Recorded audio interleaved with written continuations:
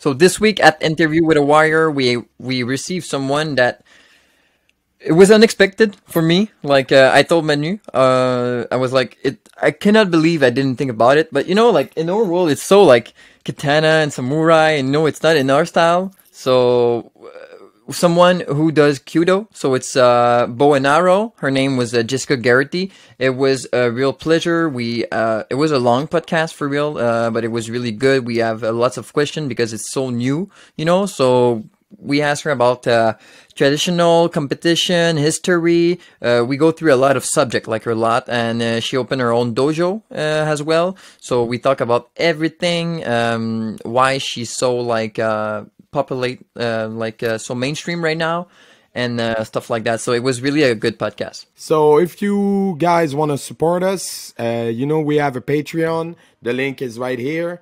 We have the possibility for you for only $1 to support us, $2 if you want the videos of the podcast before everyone else. If you pay $1, we give you the audio before everyone else. And if you are a dojo owner or a business owner and you want to support us, you can pay $10 and you have access to both our French and English content. And we're not gonna hide. We do a lot of French content. So if you're bilingual, for $10, you have a lot of content. And it's a way to support us. It's a way to have visibility for your dojo or for your business. Go check the Patreon for all the details. Go subscribe to our YouTube channel, both English and French. Support the episode you like. Put some thumbs up. Put some comments. And enjoy the podcast, guys. Les cicatrices nous rappellent d'où on arrive. Les combats qu'on doit livrer quand le destin chavire. Guerrier, on fera ce qu'il faut pour la famille. Cœur de lion, œil de tigre, on a la paix dans la mire. The battles are never ending, I know. But we will get up and get on with the fight. And we'll do whatever for what is right. Just put your trust in us, in us. All right, so tonight at Interview with a Warrior, we receive Miss Jessica Gerrity. So sorry if I misspelled your name. No, already. Perfect. It's okay. Perfect. Good. So first thing first, we'd love to know where you came from and when did the martial art came into your life and how it happens. So let's start at the beginning. Okay. It's quite a long story. Yeah. So just to everybody who is watching and listening, nice to meet you. I am Jessica from New Zealand, originally. So born and raised in New Zealand. And after I graduated university, I came over to Japan. So I was living in Tokyo and just working as an English teacher. I had no Japanese and just living my life. Really fun, you know, single, enjoying my life. And then I got married and had a child. Okay. And at this time, I was going out with my kid and my husband in spring, we go to Hanami, which is cherry blossom viewing. Okay. So there was this amazing park in the local area. So I moved from Tokyo to Saitama, so north of Tokyo.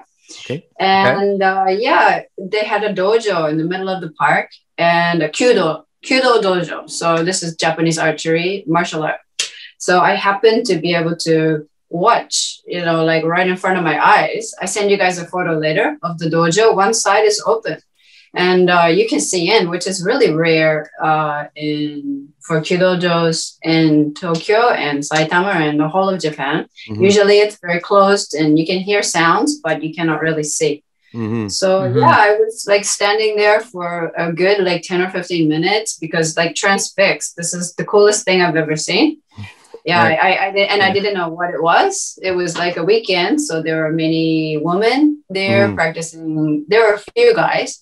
But I was like, wow, there's so many women. I was really struck by the fact that there were so many women practicing this, what looked like martial art, but I wasn't sure. And they have like really long bows, more than 2 meters long. Wow. And everybody's moving so slowly and nobody's talking. And there's no like, yeah, There's just like, it's just really quiet.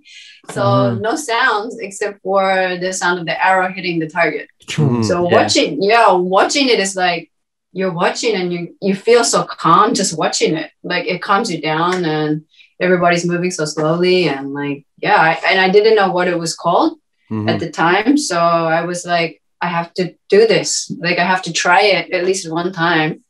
I decided in that moment. And I went back and I Googled it. And this is maybe 11 years ago.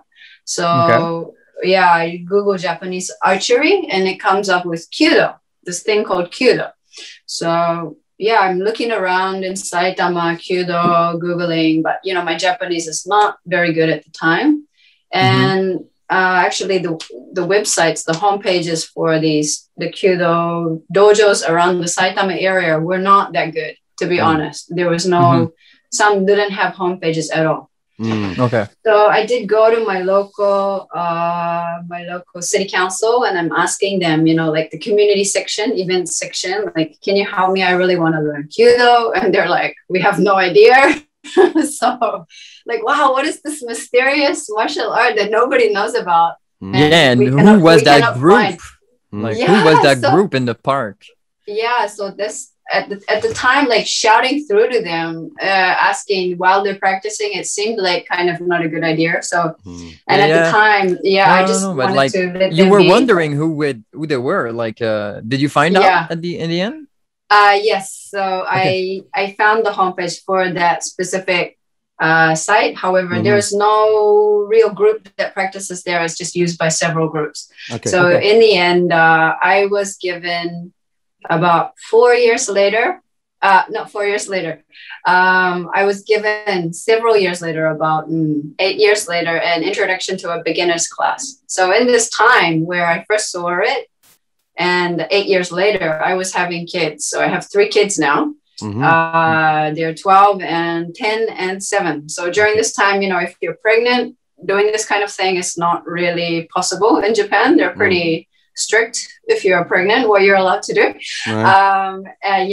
So having small kids as well, if you want to start a martial art, it's probably very tricky if you have newborn baby or like toddlers. If there's no babysitters, are very hard to come by here in Japan. So I was waiting for the right timing. I got an introduction to a beginner's course. And in Japan, the beginner's class, the beginner's course for Kyudo, only once a year for each dojo, only once a year. And the numbers are very limited. And if you miss the cutoff to apply for this once a year, then you must wait another year before you can start. Wow. So it's sort of like very difficult to find that entrance, like I got the introduction and I started, and now I just haven't looked back like that. All I needed was that connection and I got it. So that's my story. It was difficult to enter it. And since you do, how was the welcoming? Because we heard the stories about, some people that need an introduction letter from some other master to go in a martial arts school when you go in Asia. So how was it for you? They are like, yo, come in. Yeah, the one that I got introduced to, the person that introduced me, so my senpai, he was a member of that dojo. So I think that really helped. So he was there when I joined that beginner's class, and he became responsible for me, if you know what I mean. Like he was the one who introduced me in the first place. So when anything happened, he would be the one that they would come talk to. The good part is that timing of starting, my Japanese was so much better. So I became fluent in that space of 8 years. So communication was no issue at all. So I got, you're a foreigner, like where are you from? That everybody's more interested than negative. So it was in terms of that, it was pretty good. It varies dojo to dojo though. So some of them are quite closed. It's very difficult. That social group that they have is difficult to break into. However, the dojos that I've had experience with, it's really nice, really welcoming and really open and friendly. So they just accept me for me, which is great.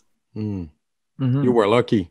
you found the right one. Yeah, I think so. Definitely very lucky. Yeah. Like, how much people do they take and how much apply? Like, what is So so yeah, we have so like a that level. yeah, that 1 year course, it depends on the size of the dojo, how many people can stand to shoot. So when you have 4 or 5%, that's the amount that they can take. You get, maybe you can have 10 or 15, 20 people at the most. And this is for a whole city of hundreds of thousands of people.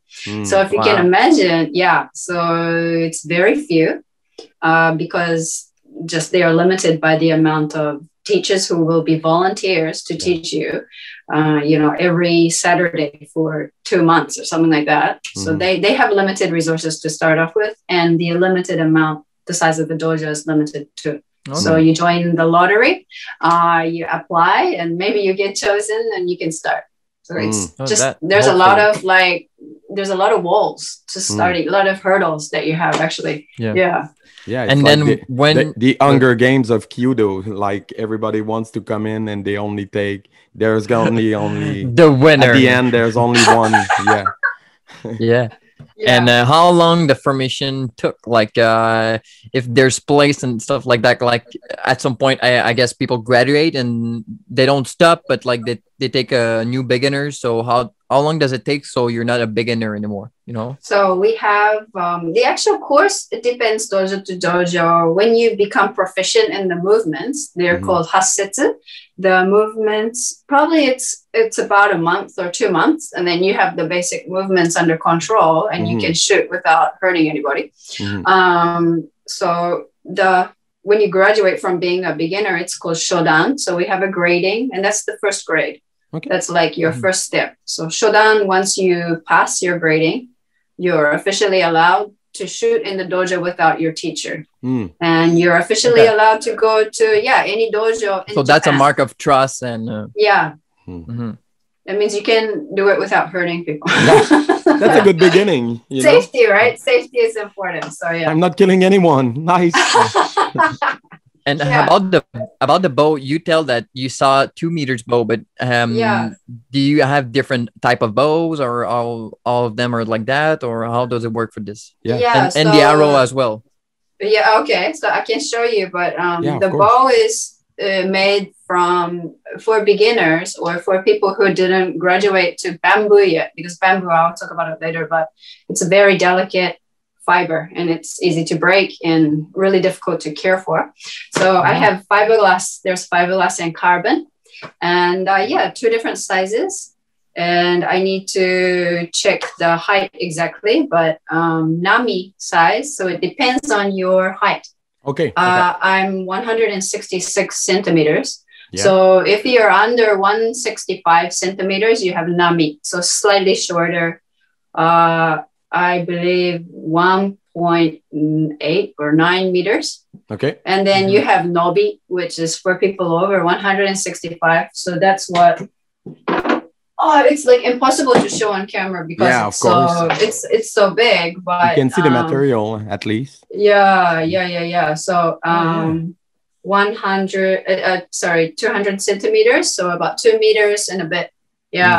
But it depends on your height. So you have nobi. This is nobi nisun. So it's just the height is about 2 meters. And then if you have a person taller than me, and like non-Japanese guys, you're talking like 180 centimeters, 190 centimeters. There's nobi sansun and yonsun and gosun, roksun. So they get bigger and bigger and bigger. And we're talking like very big. So I can tell that this is not wood made, or that's the impression I have.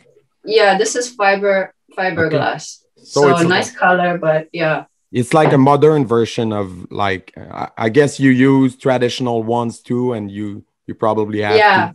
Yeah, traditional ones I keep for special occasions, and just the bamboo bows it's just the looking after is you have to be very careful with the seasons. If it gets too moist in the air, they're very tricky to care for. They will crack and bend. So this one is just easy for me and fits with my lifestyle, because working with kids, it's tricky to also, if you imagine the bamboo bow is like another child. But Well, that's is what my it teacher said. is it lighter? You know, it's always a debate, like Yeah. the wood versus the iron. Is it better? Oh, but it's, you know, it is it like Yeah. lighter, or Yeah. the other one is lighter because it's natural, or it's Yeah. just more like, what would you take if it was a competition? You know what I mean? Like for performance, like the Yeah. best one. I You I think that bamboo is superior. The feel of the shooting is soft and it's gentle, and but the actual result is very sharp. So with fiberglass, you get vibration in your hand. It's quite hard on your body. You know, the material is man-made, so just a really big difference. Bamboo, I think, is superior. Bamboo arrows as well. I brought with me, but yeah, just let me see. I don't know if So we can. there is. I don't know, but yeah, just bamboo arrows as well. It's prone to bending, and they need to be straight. Otherwise, they're not going to shoot properly. So yeah, they're gonna twirl. Yeah. So it's just. And I have a question. Since you came from New Zealand to Japan, did you shoot arrow before? Did you ever go to hunting or something before in your life, or no? When I was very small, I dreamed to be Robin Hood. When I grow up, and my mom made me the costume for Robin Hood. However, I don't know if there is in Canada Girl Scouts or Girl Guides. We have it in New Zealand, and I practiced archery with them. Okay, so just normal recurve, compound bow. So, but not a lot, and just trying a little bit here and there. Yeah, but I wasn't like archery fanatic or anything like that beforehand. So yeah. And you didn't practice any other like martial art before either? No. Yeah, so it was the first. Nice. Yeah, very kind of unique. Yeah, but martial art is kind of calling, you know, like what you had back then. When you see them, you was like, I need to do that. Like definitely. Because, it's like what we do, like with the sword or with the bow and arrow. It's like we're not gonna do it in life. Like it's not for that. It's more like something we have to do, you know. That's it. Definitely. I found a calling, like it's calling to me. For sure. And since you're there for like decades now and more, how is it to be in New Zealanders, and I don't know if, and then pass a decade in Japan? What was your first impression, and now 10 years later, how do you live with it? How is it? Yeah, like, I don't know. I'm kind of a quiet person, and I'm not. So I guess like culturally, there was no big shocks for me. Occasionally, gender inequality. Japan is very behind in terms of, you know, giving power to women, especially in in the political area, this kind of thing, and in the home. Yeah, I saw last week or 2 weeks ago, from Olympic Committee, someone from Japan saw that a woman shouldn't talk too much because she's like confusing the business. It's like, that woman, don't talk. It's like, okay.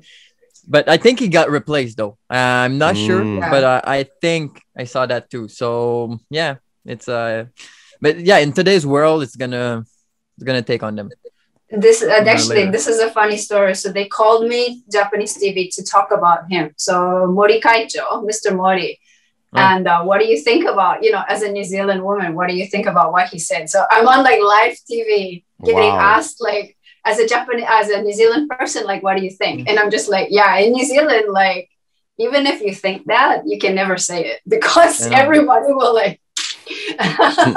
Yeah, but in Canada, it's like that too. In USA, I mean, pretty much like that. Yeah, right. Like, yeah, he has his own world, this guy, because he's very, you know, popular and rich and famous. So, and old. So different generation. Yeah. But yeah. We're not gonna change his mentality. Yeah. That's right. So that. We're probably gonna have so many questions that may sound a little bit geeky because that's what we are. So you came basically from like the Middle Earth. and you go live to like the samurai kingdom. Country, right? So Yeah. That's crazy. That's crazy. yeah.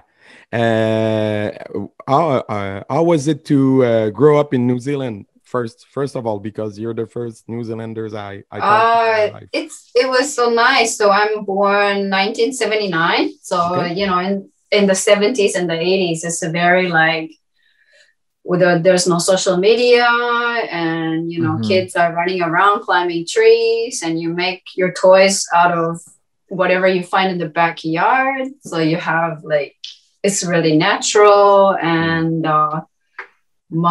Did you encounter lots of dangerous animal? no, because New Zealand doesn't have poisonous animals or insects. Okay. There's kiwi, and there's many flightless birds, but yeah, I think poisonous spider is only one type. But yeah, it's very safe for kids to play outside. We are wearing bare feet every day, no shoes. I walk to school with no shoes on. Yeah, it's very natural. In terms of gender, nobody talks about the girl is pink or the boy is wearing blue or anything like that. So I grew up to be very like, all my friends are guys. I'm wearing trousers every day. Please do not put me in the skirt because I hate it.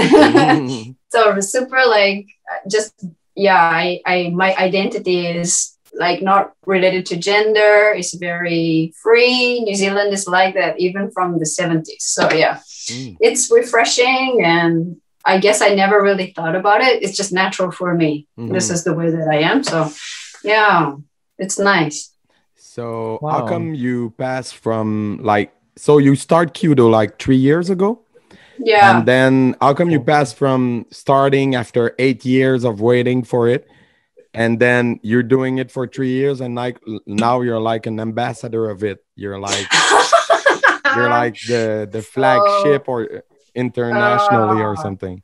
Okay, so I think part of the reason is because I've been on Japanese TV for 15 years. So my job, my real job is a TV personality in the Japanese media, New Zealand media. I'm talking about New Zealand to Japanese people. Talking about Japan to New Zealanders. You know, being in advertisements, commercials, videos. So already I had probably a little more focus, especially for social media. People are watching perhaps more than others who are not on TV. However, I'm not this amazing famous person, really. But yeah, so I think perhaps the connections, especially networking in the Budo world relating to media is very important. So the first thing I did, the first thing I did was contact every Budo magazine, every Budo related media. And so, hey, let's be friends. Now I have, you know, second dan. I'm not very qualified. However, I love it. And I'd like to especially show Japanese people like what you're missing out on in your own country.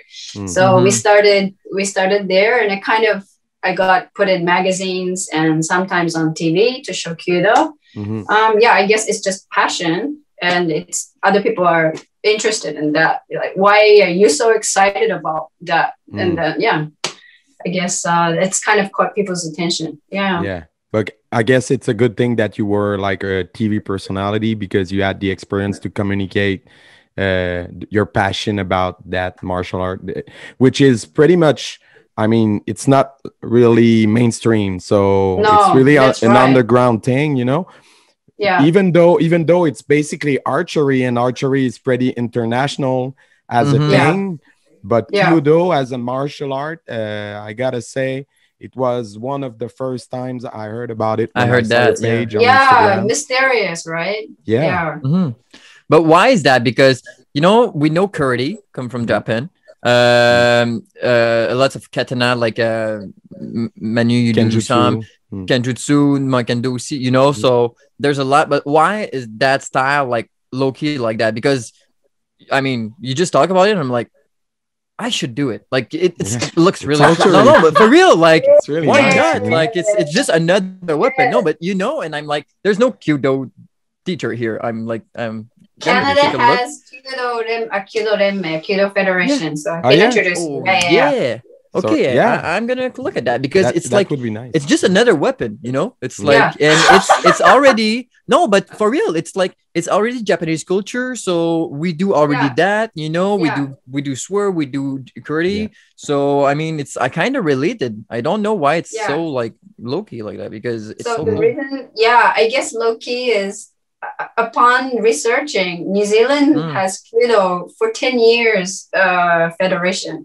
Upon researching, all these countries in the world have dojos. However, their style of promotion is very low key. So unless you search for them, you're probably not going to find them. Brazil, like Mexico, England, America. Yeah, everywhere. it's more traditional. It's not like McDonald's, we're gonna take over the world. It's just like come do it if you want to do it. The motivation to start is very important. Like you have to want to try it yourself and come from you, not them recruiting or anything like that. So I guess the way of thinking is just different. And in Japan too, it's quite minor. Like school kids will do it from middle school, high school, university, and as a club activity. So that's the main part of the Kyudo population is students, actually. And then the people that start out as adults, because of the class size can only be 10 people or 25 people. Obviously, the population doesn't increase that much year upon year. Especially with COVID. But so it's pretty low key, right? Like it's really chilled and you have to want to do it yourself, I think. I saw you practice archery on a horse. I am So it was you or somebody else? Yes. So how was it? How it is to practice archery on a horse? It's very good. Actually, having because of Corona, the dojo, the Kyudo Dojo was shut for several months in Japan.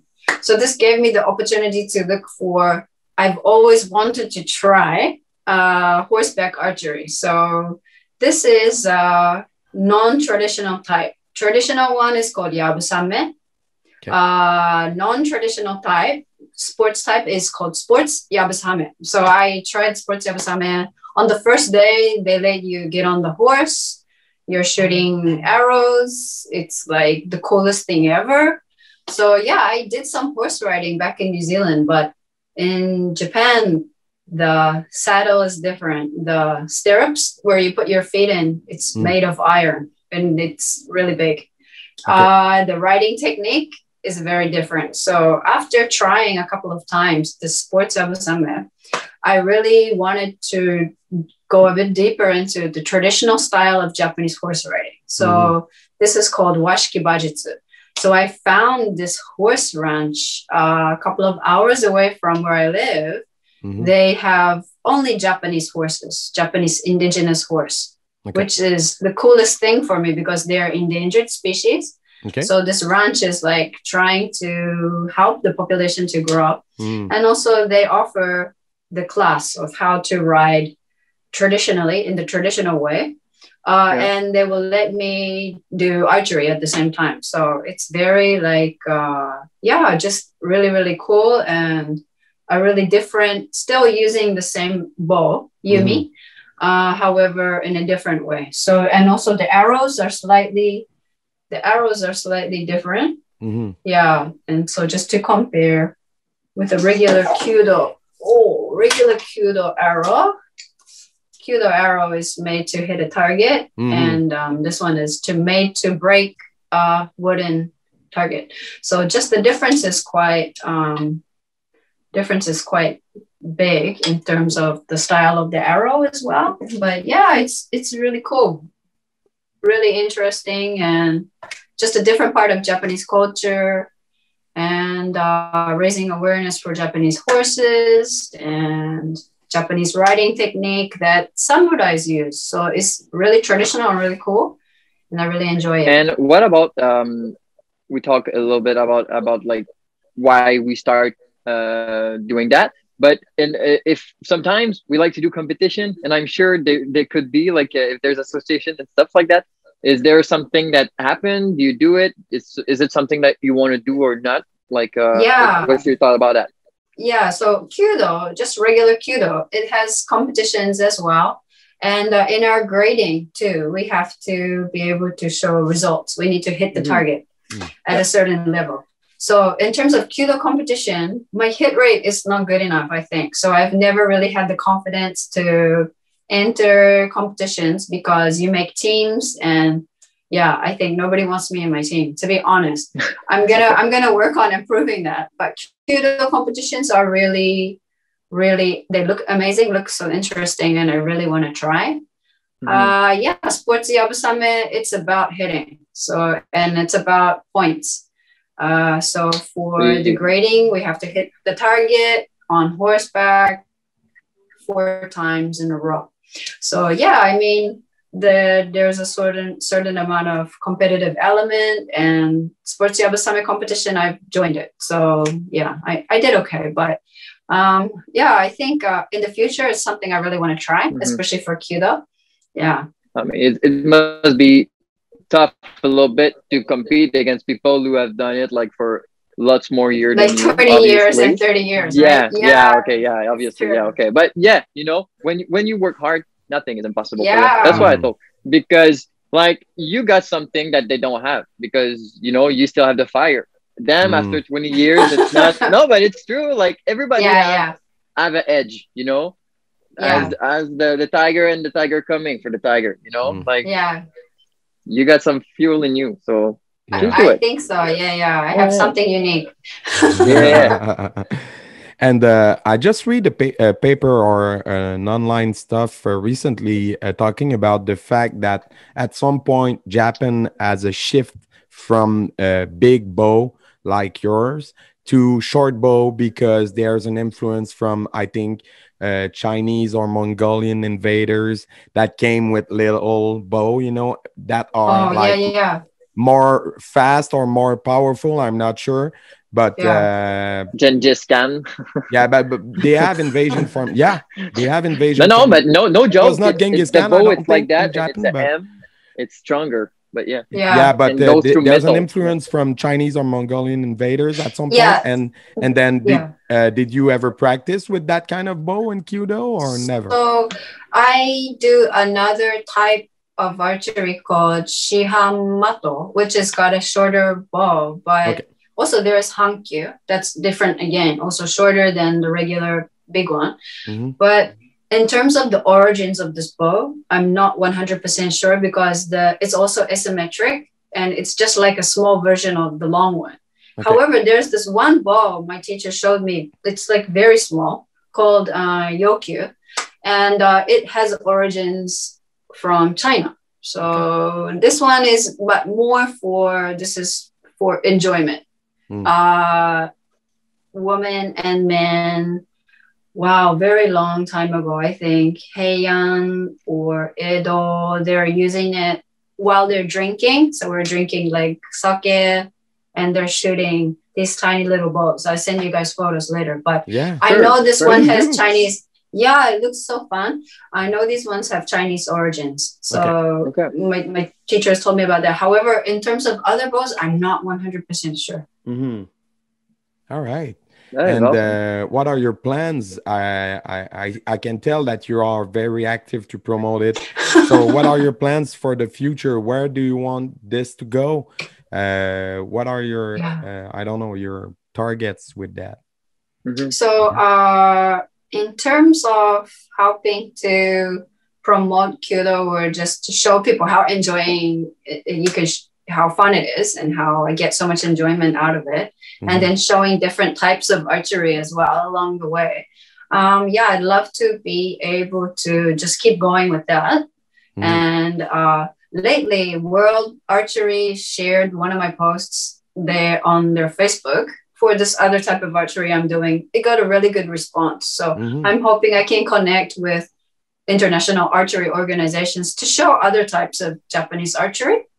maybe I'm Yeah. saying something crazy, but have you ever think about like a YouTube channel about like doing kind So of like I have content a about YouTube that? channel. I No? have a YouTube Okay. channel, but Okay. yeah. Okay. Okay. I'm not crazy. Okay. Good. That was a good flash day. Okay.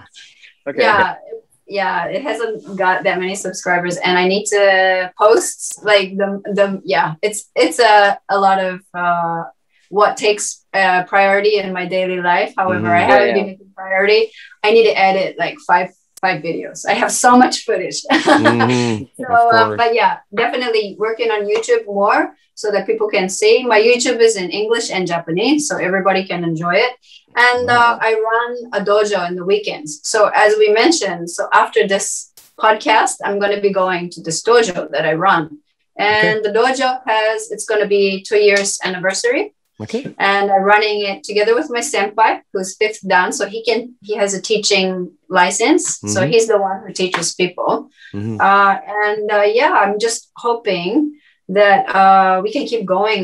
It's, in its 2 years mark, and just growing the members, and anybody can join.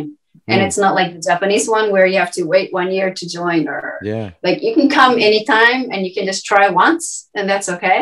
Or you can keep Nice. coming. So we made a different kind of a shape idea that's different to the Japanese one. So, but yeah, Okay. you learn Kyudo. Yeah. So I And guess is you it- use your own experience, like your own frustration. That's right. That's yeah, right. yeah. I don't want That is other perfect. people to live that again. Yeah. Perfect. Yeah. And did the other teacher, is it the same one that got you in the school in the first place? That's right. Yes. Oh, So nice. This, Cool. yeah, this is Hiro, and he was the one who introduced me to the beginners class in the first place.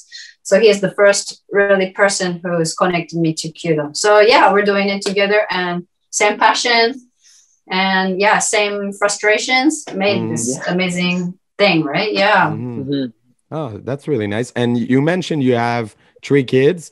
Is any of them want to do Kyudo like mama? Yeah, so I've been trying to get them interested, but I don't want to be pushy. Yeah. But actually, Kyudo in Japan, you started maybe around 12 or 13 at the youngest. So not like archery where you can do it from elementary school, or so it has a bit of an age limit for reasons which are, people argue about the reasons a lot. Some children do practice it. Yeah, I have given them many chances, and they have done it before, maybe 2 or 3 times. But I think once they get a bit older, and I'll come back to it again. So they've had a bit of an introduction, and they're like, lukewarm. It's not really like amazing, and because it's something that mom does. Yeah. And but maybe when they get a bit older, upon reflection, it might be something that interests them. But I don't want to push it. But yeah.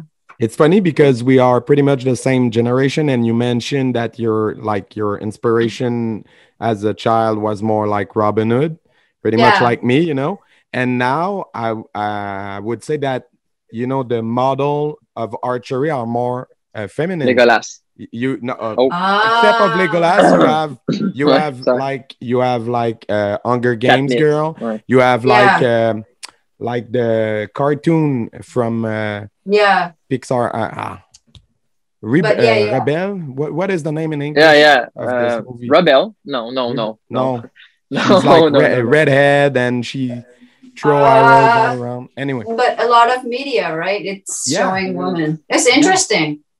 Yeah, and why is that? Because in our generation, it was a boy thing to throw arrow all around. Do you think it's sexist, and it's because like sword is for guy and arrow for something like bow and that, arrow for a maybe? woman? Yeah.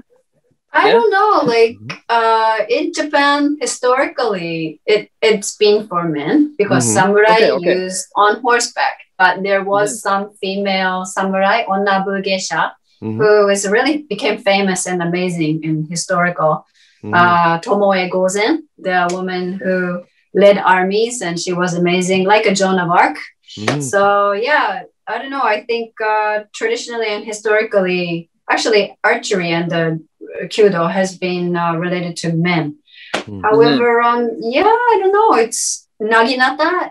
Do you guys know naginata? Yeah, is traditionally very related for women, because samurai families would teach their daughters naginata. And yeah, so like this kind of a weapon, I can imagine, has a very strong female undertone traditionally in Japan. But yeah, I don't know about EI, like sword. I'm not sure, like, yeah, but because here it's like that, you know, and, it's like you got the sword and, you know, or the gun and the girl go play with it. But it's not like that anymore. But yeah. Yeah, it's cool that it's for everybody though. Yeah. Of course. And I had another question, but I just lose it. That's okay. Yeah. And that did you did some research history, because you know if you started 3 years ago, but did you read book about it, or did you start research about it like before? Because now you have a dojo and you run it. So if people have questions, it's good to know, because you know other teachers have like a big background. So did you do research and read book about that before? Yeah, so just through my experience, and also when people ask me questions, it gives me a chance to research for myself too. So if it's something I don't know about, I use that to learn. I think knowledge and education, and especially finding about history related to Kyudo, is very important to give, you know, the whole picture. Just knowing you're only one thing, that there's many koryu related to using bow and arrow in Japan. So different type of Heikiryu, Ugasawara-ryu, Honda-ryu, many different styles of archery. And yeah, at the moment I'm going through trying to go and see their practices and join them and learn this different style of archery. But yeah, it's helping to give me more rounded view and to be able to answer more and more. Yeah. So yeah. Awesome. Just recall what was my question, but it's not much of a question, but a commentary. But because I just read something recently too. No, I heard a podcast talking about the old Japan, and it was mentioned the fact that in the Japanese army back then at the medieval time, there was like around 30% of the soldiers were women. And so you mentioned the fact that now, you know, Japan is a little bit, I don't know how to say it, but it's not the same thing as there's a gender imbalance. Gender imbalance, you know. But surprisingly, in the past, they were in advance on the Westerners, you know. Yeah. So definitely depending. Like the different periods in Japanese history, women have had they're like above men, or thought of as like above, or getting towards modern day, they start to become below. So women are seen as like they're only for marriage or having kids. So the feelings about women and the gender differences really have changed from period to period. This is kind of interesting. Yeah. It's funny because I think that archery is really perfect for like what we have as an idea of the Japanese culture, you know, that quest for perfection. When you throw an arrow, you want to be perfect. You want to be in the little bit, in the little round in the middle of the target. Bullseye.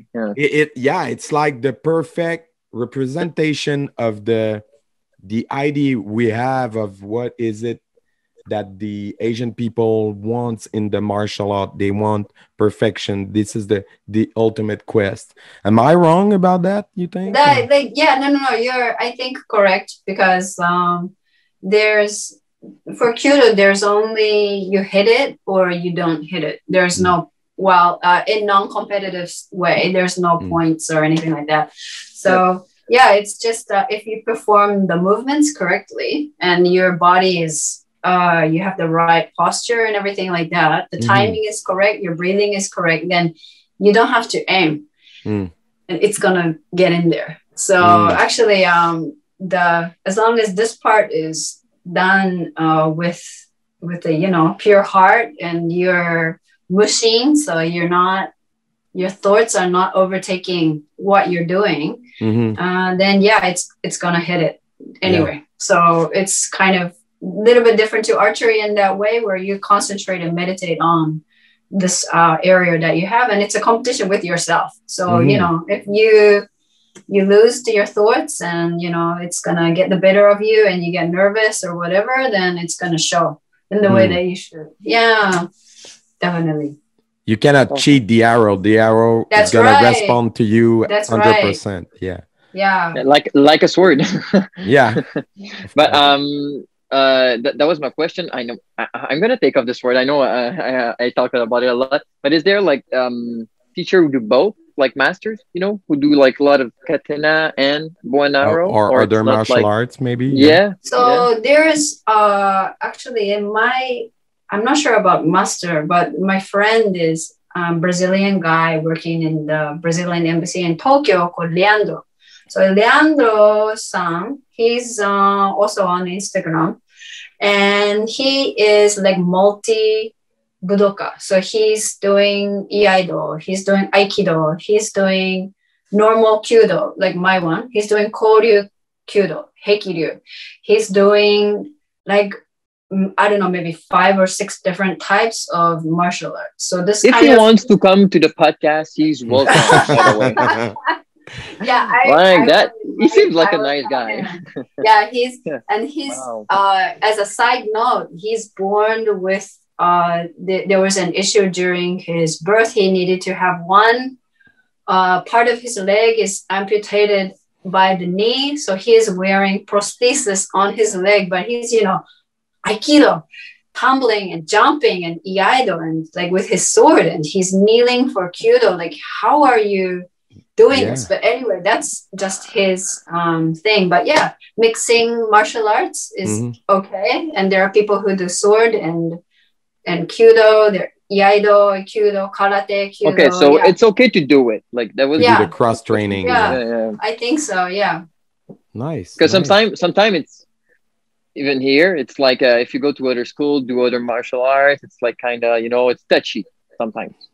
If you're going to do many types of judo and many types of archery, then they're going to say something. If it's a totally separate thing like kendo and kyudo, maybe okay, because it's not related and the movements are very different.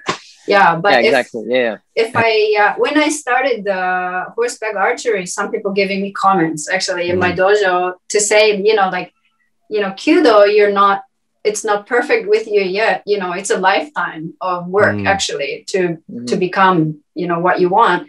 However, why do you start this other one that's going to confuse your body? You know, when you're not done, you're not complete with kyudo yet. Why do you start the other one? So I said, you know, kyudo is like, I can go for 100 years and it still will not be complete. So, you know, at that point, it's just different type of you know, there's no wrong or good. That's right. Yeah. Some people like to stick to one thing, but you know, I want to learn everything. So. Yeah. I think like, I get that. Nowadays, we can see that people can be proficient in many things. Like you don't have to stick to one, I think. My opinion. I think cross training is more and more accepted by everybody. I see more and more people doing it. As she say, it got to be different thing. Like you know, Manu, kento and kenjutsu, it's perfect. Like me, if I wanted to do kyudo, I don't think she would be mad for that. You know what I mean? Because it's completely different things. So, but I wouldn't go and be like, I want to do Kyokushinkai right now. Yeah, you know? Another type of karate. I had maybe as a last question, because we don't want to take your all day. Really busy, but. A more technical one, because when I saw your picture of you throwing arrows, what thing that was hating me is that the way you're doing it. I mean, I did a little bit of archery at school being young, and the way you use the weapon, you know, is completely different. It's like a side of yourself. Is it a traditional way of doing it, or is it because of the size of the weapon? What is the reason? The method of shooting. The method of shooting is there's 8 movements that you must perform. So this is a traditional in the sense of my Kyudo archery school is only maybe 130 years old, so it's not that old. But lifting up, and then we are 30 years old. That's okay. We have to put it above our head and then sideways, and then Yeah. It cannot be like archery's drawer. There are other types.